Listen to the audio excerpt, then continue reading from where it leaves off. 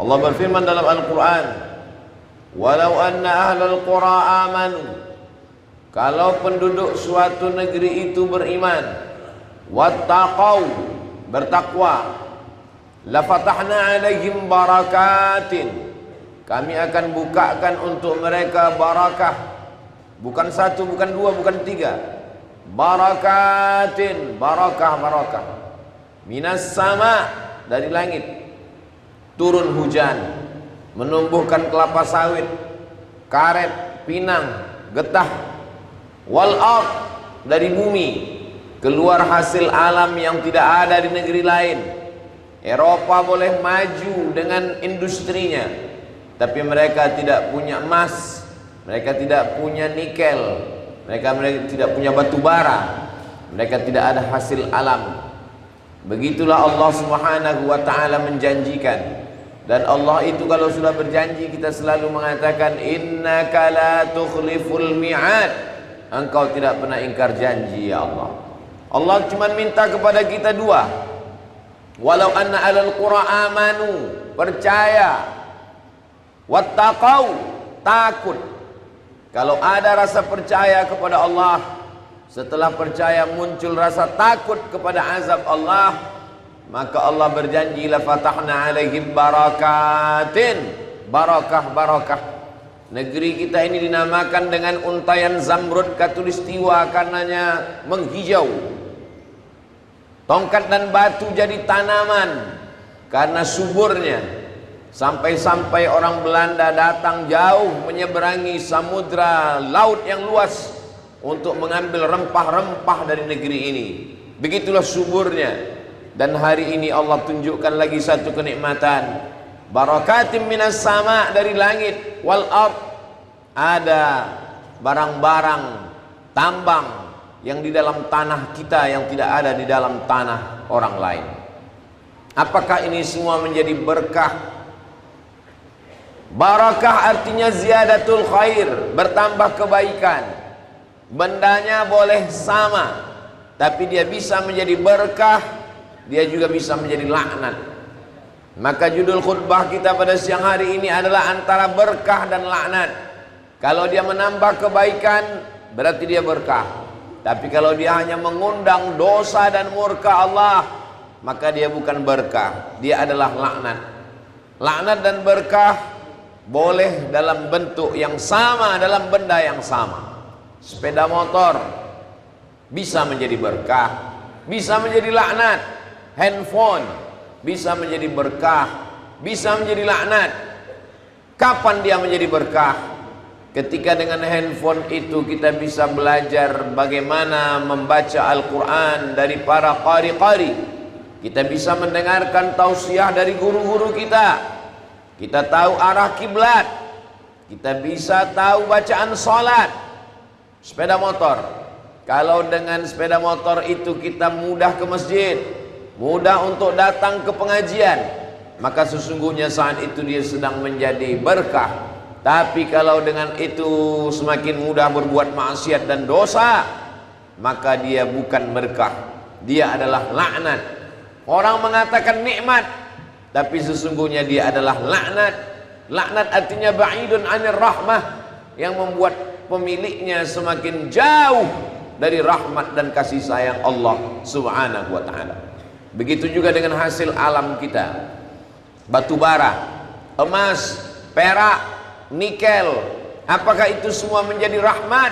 Apakah itu semua menjadi berkah? Atau justru menjadi laknat? Mari kita merenung sejenak.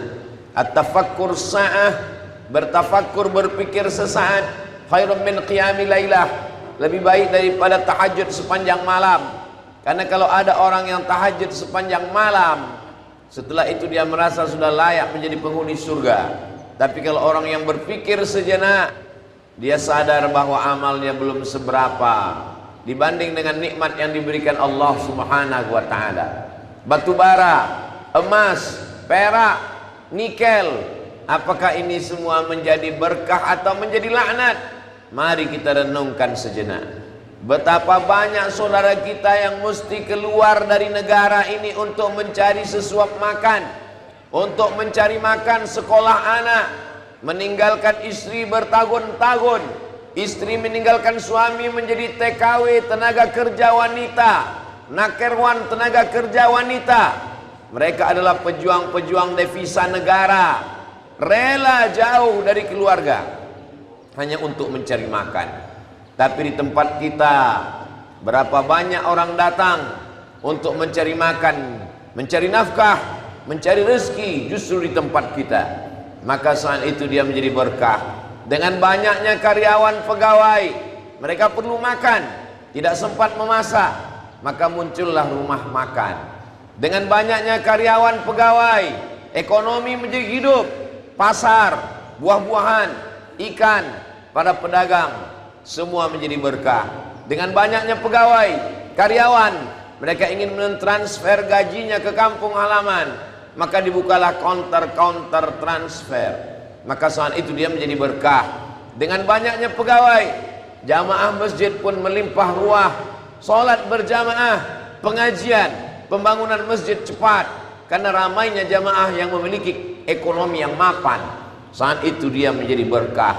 Tapi ketika uang banyak, hasil dari tambang itu hanya dipakai untuk minum khamar, mabuk. Kalau sudah mabuk hilang ingatan, tidak lagi dapat membedakan mana kawan dan mana lawan. Emosi meningkat, pembunuhan terjadi, maka sesungguhnya dia bukan rahmat. Dia sudah merubah menjadi laknat, ba'idun 'anir rahmah, jauh dari kasih sayang Allah Subhanahu wa taala. Muncul perzinahan. Kalau sudah zina merajalela, maka jangan salahkan turun azab Allah Subhanahu wa taala. Orang yang sudah melakukan perbuatan dosa, berawal dari minuman khamar. Seorang Bani Israel dijebak di antara 3 perbuatan. Dia dipaksa, apakah berzina, membunuh, atau minum khamar. Dia berpikir, kalau membunuh ini dosanya besar, menghilangkan nyawa orang. Kalau berzina ini dosanya besar, menghilangkan kehormatan orang. Nanti akan muncul anak, tidak jelas nasabnya. Maka yang paling ringan adalah minum khamar. Maka dia pilih di antara 3 perbuatan dosa, dia pun minum khamar. Ketika dia minum khamar, hilang ingatannya. Saat hilang ingatan, dia pun mulai berzina. Lalu kemudian setelah itu dia sadar, nanti perempuan ini akan mengadukan perbuatan jeleknya kepada seluruh manusia. Aibnya akan terbongkar. Kalau begitu perempuan ini mesti dibunuh, dihabisi nyawanya, dimatikan. Maka akhirnya zina dia lakukan, pembunuhan pun dia lakukan. Pintu dari segala dosa adalah khamar. Innamal khamru, sesungguhnya khamar, wal maisir, judi, wal ansab, menyembelih binatang untuk berhala, wal azlam, mengundi nasib, rijsun, najis, min amalis syaitan, perbuatan syaitan. Fajtanibu, jauhilah kalau mau turun rahmat kasih sayang Allah Subhanahu wa taala. Jamaah Jumat yang dimuliakan Allah Subhanahu wa taala, berapa banyak nikmat yang sudah diberikan Allah. Ada seorang sakit, masuk ke rumah sakit, lalu kemudian dia perlu oksigen. Setelah memakai oksigen 1 jam lamanya, pihak rumah sakit meminta supaya membayar 500 rial kali 4.000 rupiah, 2 juta rupiah. Ketika rumah sakit menagih supaya dia membayar 500 rial, dia meneteskan air mata. Pasien ini menangis. Lalu pihak rumah sakit bertanya, kenapa tuan menangis? Apakah orang miskin? Kalau tidak ada uang jangan khawatir, nanti akan diambil dari zakat, akan dibayarkan ke rumah sakit. Dia pun lalu mengucapkan alasannya, saya menangis bukan karena saya miskin, ada uang untuk membayar. Yang saya tangiskan adalah ketika saya tidak bisa bernafas, ternyata dibantu dengan oksigen dari rumah sakit, saya mesti membayar 500 rial dalam waktu 1 jam. Sementara berpuluh-puluh tahun saya pakai nafas oksigen dari Allah, saya tidak pernah membayar sedikit pun. Allah tidak pernah minta 500 rial dalam 1 jam dari kita. Allah hanya ingin kita bersimpuh sujud kepadanya. Bagi yang sudah melakukan perbuatan maksiat, dosa, tidak ada jalan lain. Ya ayyuhalladzina amanu, wahai orang beriman, tubu ilallah, bertaubatlah kepada Allah taubatan nasuha. Siapa yang tidak pernah melakukan perbuatan dosa? Kullu bani Adam khatta'un. Semua anak cucu keturunan Adam manusia ini khatta'un. Mereka semuanya pelaku dosa. Wa khairul khatta'in at-tawwabun. Sebaik-baik pelaku dosa adalah orang yang bertaubat kepada Allah Subhanahu wa taala. Yang pernah berzina, yang pernah minum khamar, sabu-sabu, narkoba, terlarut dalam perbuatan maksiat dan dosa. Mau sampai kapan? Mau sampai di mana? Innallaha la yaqbalu taubatal abdi. Innallaha yaqbalu taubatal abdi. Allah menerima taubat seorang hamba malam yugharghir, sebelum ghargharah, sebelum nyawa sampai ke tenggorokan. Allah masih lagi menerima taubat. Hari Jumat hari yang penuh dengan keberkahan. Mandi solat Jumat, mandi sunat, mandi taubat. Setelah itu lalu kemudian berwudu, bertayamum. Kalau tidak mampu berwudu, setelah itu solat sunat taubat 2 rakaat. Usalli sunnatat taubat raka'ataini lillahi ta'ala. Ma min muslimin yudhnibu dzamban. Ada orang muslim yudhnibu dzamban, silap, khilaf, salah, melakukan perbuatan dosa. Thumma yatatahhar. Setelah itu kemudian dia mandi. Thumma yastaghsil, yaghtasil, mandi. Yatatahhar, bersuci. Yang paling bagus mandi atau berwudu atau bertayamum. Thumma yusalli rak'ataini. Setelah itu dia salat sunat 2 rakaat. Thumma yastaghfirullah. Kemudian setelah itu dia beristighfar, minta ampun kepada Allah. Illa ghafarallahu lah. Maka Allah mengampunkan segala dosa-dosanya. Kenapa ikan di dalam laut itu tidak asin padahal airnya asin? Kenapa ikan yang naik ke atas darat ketika dikasih garam menjadi asin padahal asin air laut dijemur menjadi garam?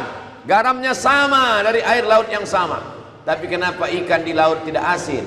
Kenapa ikan yang sudah naik ke darat bisa menjadi asin? Ikan di laut tidak asin karena dia hidup. Sedangkan ikan yang sudah naik ke darat ketika dikasih air garam dia menjadi asin karena dia sudah mati. Siapa yang hidup dia tidak akan tergoda. Siapa yang mati maka dia akan mudah dipengaruhi oleh lingkungannya. Kawan, satu kos-kosan, satu lingkungan amat sangat berpengaruh. Tapi kalau jiwa kita hidup maka dia tidak akan bisa membuat kita asin. Matsalul ladzi yadhkuru rabbahu wal ladzi la yadhkuru rabbahu kamatsalil hayyi wal mayyit. Siapa itu orang yang hidup? Orang hidup bukan orang yang bekerja. Orang hidup bukan orang yang makan. Orang hidup adalah orang yang hatinya berzikir kepada Allah Subhanahu wa taala.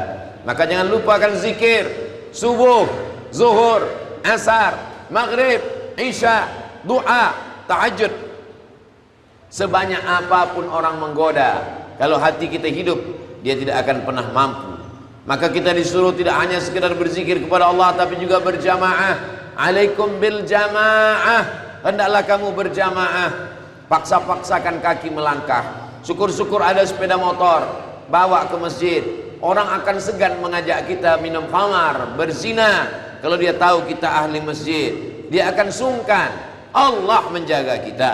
Pakai peci, pakai baju koko, pakai topi putih, orang akan sungkan mengajak melakukan perbuatan dosa. Allah menjaga. Membaca ayat kursi pada waktu subuh dipelihara Allah sampai zuhur. Dijaga dari zuhur ke asar, dipelihara dari asar ke maghrib, dari maghrib ke isya, dan isya sampai ke subuh. Pemeliharaan Allah itulah yang kita inginkan. Alaikum bil jamaah. Hendaklah kamu berjamaah, berteman, berkawan, bersahabat. Datang rasa malu, datang rasa sungkan.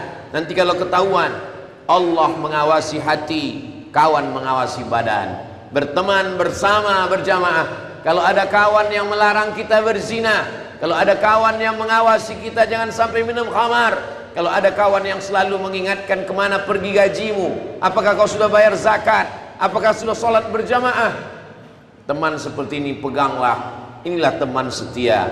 Inilah teman yang menyelamatkan kita dari azab Allah Subhanahu wa taala. Bagi yang belum menikah, menabunglah, disimpan karena hidup masih panjang. Man istata'a minkumul ba'ata falyatazawwaj. Bagi lelaki yang sudah mampu, punya gaji, falyatazawwaj, menikahlah.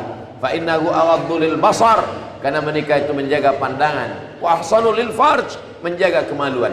Faman lam yastati', kalau tidak sanggup, fa alaihi bisawm, banyak puasa sunat, puasa Senin Kamis, puasa Nabi Daud, fa innahu lahu wija, dia akan menjadi obat, akan menjadi penjaga. Orang yang berjamaah akan dijaga dengan jamaahnya. Maka syarat supaya kita istiqamah yang pertama adalah hijrah, taubat, meninggalkan yang haram kepada yang halal, meninggalkan yang dilarang Allah kepada yang diperintahkan Allah. Setelah kita jaga, lalu kemudian kita berjamaah, berteman, berkawan, bersahabat dengan orang baik-baik, selalu datang ke masjid berjamaah. Setelah itu lalu kemudian Allah akan berikan istiqamah dalam hati. Puncaknya hadiah terindah adalah husnul khatimah. Tidak ada gunanya amal banyak kalau tidak husnul khatimah. Itulah mengapa di antara doa kita pagi, petang, siang dan malam, Allahumma khtim lana bi husnil khatimah. Hidup tidak lama. Kalau ada yang menyangka dia berzina, dia minum khamar, dia mabuk, lalu dia katakan umur masih panjang, satu-satunya yang pasti adalah kematian.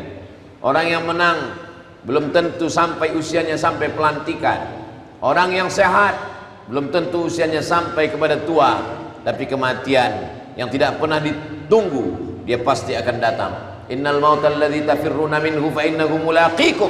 Kematian, kamu lari dari kematian, dia pasti akan datang menemui kamu.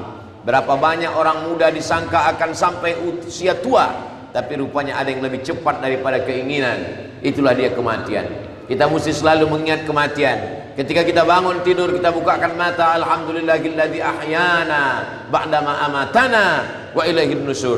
Mungkin ini hari terakhirku, mungkin ini hari terakhirku. Jangan sampai aku mati dalam keadaan su'ul khatimah. Menelpon orang tua yang jauh di kampung halaman, mintakan doa mereka.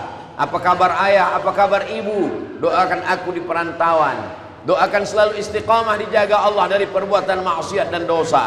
Hubungan dengan ibu, hubungan dengan ayah, menguatkan hati kepada Allah subhanahu wa ta'ala. Kalau belum mampu membahagiakan mereka, jangan sengsarakan mereka dengan dosa. Orang Islam tidak egois. Yang sudah selamat, dia tidak hanya selamat dirinya, selamatkan kawan. Satu kamar, satu kos-kosan, satu tempat tinggal, satu tempat bekerja. La ta'murunna bil ma'ruf, ajak orang lain berbuat baik. Wala tanhauna 'anil munkar, larang dari perbuatan dosa. Kalau hanya menyelamatkan diri sendiri, tak peduli dengan orang lain, la yusikanna yab'atsallahu 'alaikum iqaban, dikhawatirkan akan turun hukuman. Tsumma tad'unahu, ketika azab Allah datang, banjir bandang, angin puting beliung, tsunami, gempa bumi, lalu kemudian semua datang bertobat, mengangkat tangan, istighasah, minta tolong kepada Allah. Tsumma tad'unahu, kamu berdoa kepada Allah, fala yustajabu lakum, doa kamu tidak dikabulkan Allah subhanahu wa ta'ala. Hidup adalah pilihan. Allah kasih telinga, Allah kasih mata, Allah kasih tenaga, pakai untuk mendatangkan rahmat Allah, jauhi dari perbuatan maksiat yang mendatangkan laknat Allah. Tepuk dada, tanya iman, apa yang akan saya lakukan? Wa qul i'malu, beramallah, berbuatlah, fasayarallahu amalakum, Allah yang akan melihat, wa rasuluhu, Rasulullah melihat, wal mu'minun, orang beriman. Ayah kita yang sudah meninggal, almarhumah ibu kita yang sudah mati, mereka melihat segala perbuatan kita, apa yang kita lakukan. Betapa bahagianya mereka, walaupun sudah di alam barzah, mereka melihat anaknya bekerja dengan tekun, menabung, menyimpan uang untuk persiapan masa depan, untuk membeli tanah, menanam sawit, kebun karet, untuk membuka usaha ladang dan sawah sebagai persiapan. Karena pekerjaan tak selamanya, tenaga tak selamanya ada, tak selamanya perusahaan akan memakai kita. Sampai masanya tenaga berhenti, lelah, letih, tua, lesu, maka sampai masanya ada yang kita harapkan. Ketika usia sampai, kita pun mati dalam keadaan kalimat terakhir yang keluar dari mulut kita adalah la ilaha illallah Muhammadur Rasulullah sallallahu alaihi wasallam. Isma syi'ta, hidup sesuka hatimu, fa innaka mayyit, tapi ingat kau akan mati. Yang mau berzina, yang mau minum khamar, yang mau sakau, yang mau mabuk, yang mau membunuh, isma syi'ta, hiduplah sesuka hatimu, fa innaka mayyit, tapi ingat kau akan mati. I'mal ma syi'ta, berbuatlah sesuka hatimu, fa innaka majziyun bihi, tapi ingat semua perbuatanmu akan dibalas sebesar ujung rambut, sebesar tapak kaki semut, sebesar noktah titik hitam di atas batu yang hitam di tengah malam yang kelam. Akan dituntut, faman ya'mal mithqala dzarratin khairan yarah, sebesar biji sawi akan dibalas Allah Subhanahu wa taala. Habib, cintailah siapapun yang mau kau cintai, mencintai pendosa, mencintai maksiat. Tapi ingat, fa innaka mufariquhu, kau akan berpisah sampai masanya, semua akan tinggal. Yang kekal abadi hanyalah illal ladzina amanu, iman, wa amilus salihati, dan amal saleh.